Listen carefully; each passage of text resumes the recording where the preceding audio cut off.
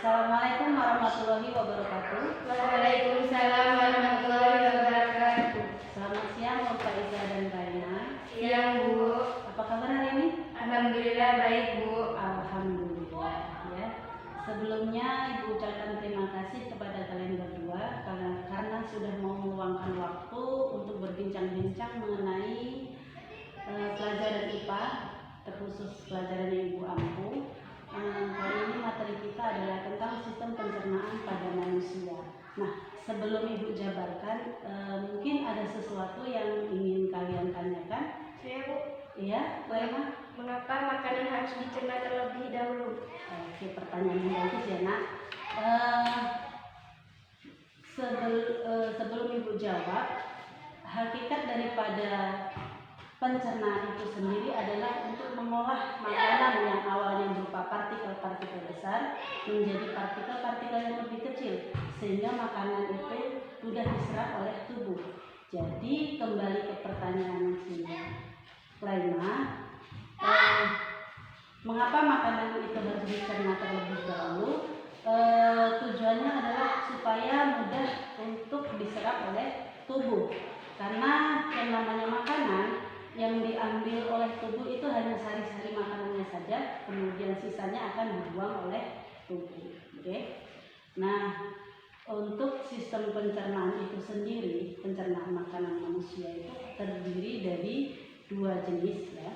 Ada pencernaan secara mekanis dan pencernaan secara kimiawi. Nah, kalau pencernaan secara mekanis itu terjadi ketika makanan dikunyah, kemudian diremas, yang biasa terjadi di dalam mulut dan di lambung. Nah, sementara kalau untuk pencernaan kimiawi itu sendiri, dia melibatkan enzim-enzim tertentu yang berada di organ-organ tertentu juga. Tidak semua organ pencernaan itu mempunyai enzim. Ya, paham sampai sini? Paham Bu. Oke, kita lanjutkan mengenai organ apa saja sih yang melibatkan proses pencernaan itu sendiri. Yang pertama ada mulut. Nah, di dalam mulut itu ada 3 komponen yang saling bekerja sama, ya. Jadi yang pertama ada lidah, ada gigi, dan ada kelenjar air ludah. Kemudian organ yang kedua itu ada kerongkongan. Di dalam kerongkongan itu ada gerak mendorong makanan ke dalam lambung yang disebut dengan gerak peristaltik. Kemudian organ yang ketiga itu ada lambung. Nah, di dalam lambung inilah terdapat enzim-enzim untuk membantu proses pencernaan. Nah, contohnya ada enzim pepsin yang berfungsi untuk mengubah protein menjadi pepton. Ya, kemudian organ yang ketiga itu ada usus halus. Ya, setelah melalui proses pencernaan di dalam lambung menuju ke usus halus. Nah, usus halus ini terbagi menjadi 3 bagian. Yang pertama ada usus 12 jari atau biasa disebut duodenum. Kemudian yang kedua ada usus jejunum atau usus tengah. Kemudian yang terakhir ada usus ilium atau usus penyerapan. Nah, di dalam usus penyerapan inilah sari-sari makanan diserap kemudian diedarkan ke seluruh tubuh. Nah, organ selanjutnya setelah usus halus ada usus besar. Nah, kemudian setelah usus besar melalui proses berikutnya yaitu sisa makanan akan dibuang melalui anus. Nah, dari penjabaran Ibu ini mungkin ada yang belum paham, boleh ditanyakan. Oke, silakan Nur Faiza. Sesuai dengan apa yang Ibu jelaskan Ya. tadi, menyebutkan tentang enzim. Apa yang dimaksud dengan enzim Bu? Iya, terima kasih. Masih bingung di enzim ya. Oke, enzim itu sendiri adalah berupa biomolekul protein yang berfungsi sebagai katalis dalam suatu reaksi kimia organik. Artinya apa? Di sini dia membantu untuk mempercepat proses reaksi biologis. Nah, biasanya enzim itu berada di organ-organ tertentu seperti di mulut, di lambung, di usus halus. Gitu. Ya. Sampai paham? Paham. Nah, sebelum Ibu tutup, ada sesuatu yang Ibu tanyain dari apa yang Ibu jabarkan tadi. Coba ada nggak yang bisa menyebutkan organ-organ pencernaan itu ada apa saja? Sebutkan semuanya ya.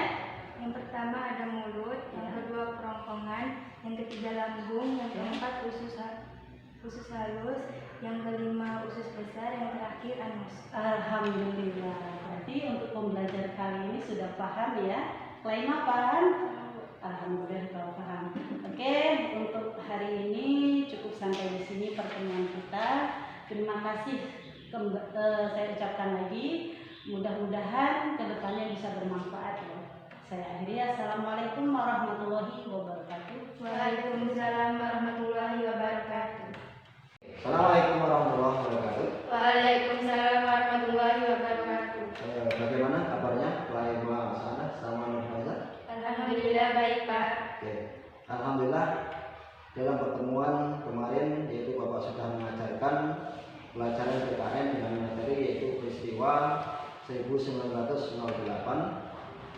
Mungkin ada pertanyaan dari kalian yang perlu disampaikan ke Bapak yang nggak paham mungkin? Baik Pak. Ya.